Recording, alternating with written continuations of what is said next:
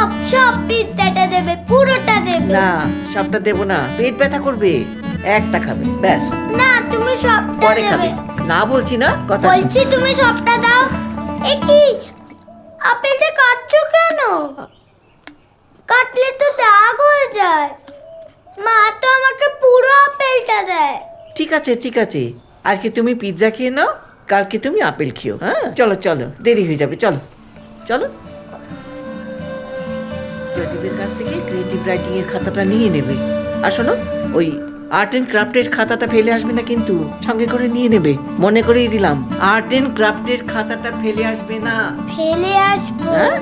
জয়দীপের কাছ থেকেও creative writing এর খাতাটা আনবো আচ্ছা, না। তারপর দেখো আমি তোমার কি করি। টাটা বস্তু। টাটা বাবাই। রাত্রিবেলা তোমাকে আমি বাগানে বসিয়ে রেখে দেবো, তারপর যখন ওই শেওড়া গাছ থেকে নেমে এসে তোমায় ধরবে, তখন তুমি বুঝবে।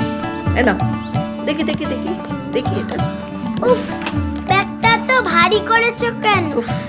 আমার যদি কিছু হয় না, তার জন্য দায় থাকবে শুধুমাত্র তুমি। দেখেছো কিরকম নাটক শিখেছে দুষ্টু।